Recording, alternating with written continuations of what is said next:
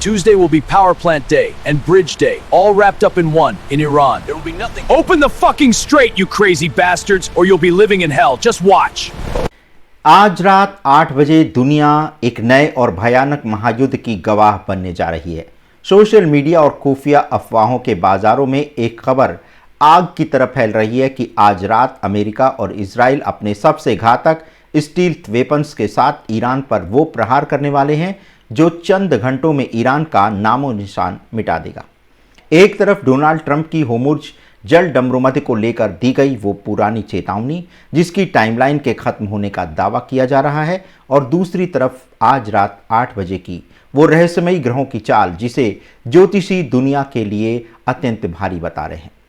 क्या सच में आज रात ईरान के नागरिक और सैन्य ठिकानों पर आग बरसने वाली है, या ये महज एक डर का व्यापार है? डरिए मत, लेकिन सतर्क रहिए, क्योंकि अगले 30 मिनटों में हम अफवाहों के इस धुएं को हटाकर आपके सामने सच की अनोखी तस्वीर रखने वाले हैं। आइए करते हैं इस खौफनाक दावे का पूरा तथ्यात्मक विश्लेषण। सबसे पहले बात करते हैं उस टाइमलाइन की जिसने पैनिक बटन दबा दिया है।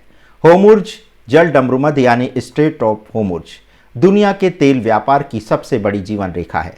दुनिया का लगभग 20 से 30% तेल इसी सकरे रास्ते से गुजरता है। क्या थी ट्रंप की चेतावनी?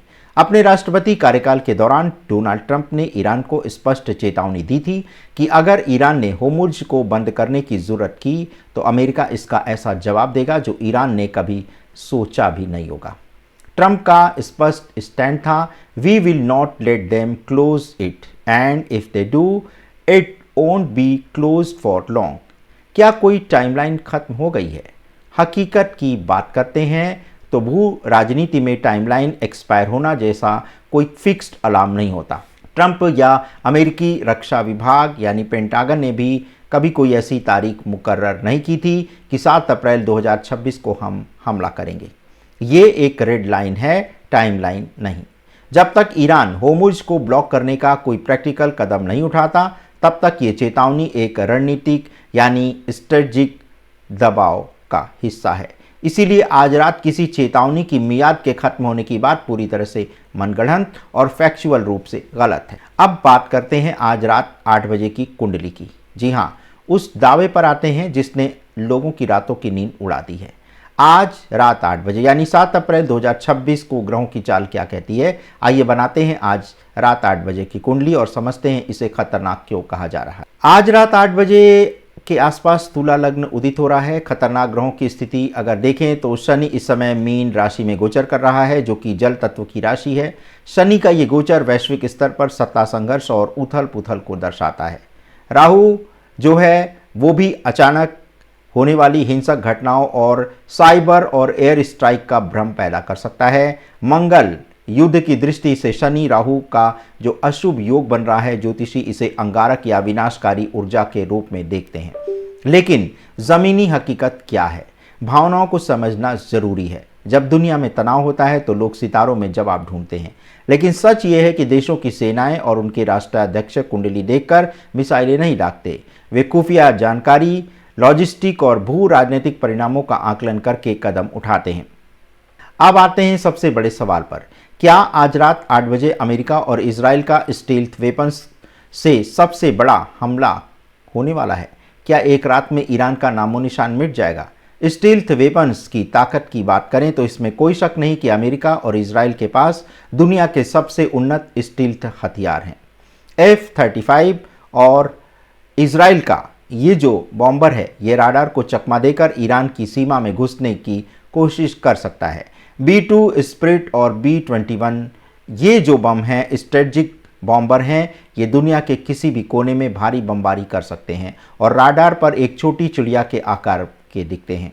खुफिया खबर की अगर बात करें तो नागरिक ठिकानों पर जो हमला करने की बात कही जा रही है, ये दावा है कि अमेरिका नागरिक ठिकानों समेत पूरे ईरान को तबाह कर देगा।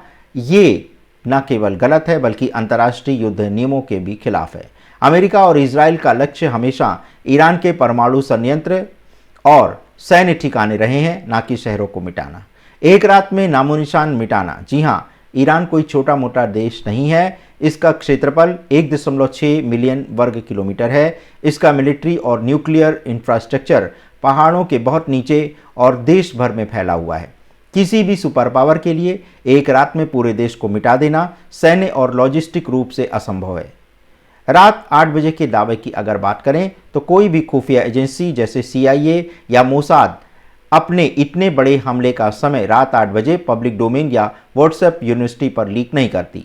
अगर हमला होना होता है तो उसकी भनक दुनिया को तब लगती है जब पहला बम गिर चुका होता है। तो निष्कर्ष क्या निकलता है? ट्रंप की होमोर्जे चेतावनी क्या एक रणनीतिक दबाव है? कोई एक्सपायरी डेट वाला बम नहीं है। ग्रहों की चाल में तनाव हो सकता है, लेकिन युद्ध कूटनीति से लड़े जाते हैं, सितारों से नहीं। और सबसे अहम, आज रात 8 बजे ईरान के नामो निशान मिटने की खबर महज एक सनसनीखेज अफवाह भी हो सकती है। तनाव वास्तविक है, मध्य पूर्व में हालात नाजुक हैं और छिटपुट सैन्य कार्रवाइयां कभी भी हो सकती हैं, लेकिन आज रात दुनिया खत्म होने वाली है जैसी बातों पर विश्वास करके पैनिक ना फैलाएं। हम आपके डर को समझते हैं, लेकिन हमारा काम आपको तथ्यों की जमीन पर सुरक्षित रखना है। अफवाहों से बचें, प्रामाणिक खबरों पर ध्यान रखें और देखते रहें हमारा चैनल अखंड मंथन। धन्यवाद, नमस्कार। Tuesday will be Power Plant Day and Bridge Day, all wrapped up in one, in Iran. There will be nothing. Open the fucking strait, you crazy bastards, or you'll be living in hell. Just watch.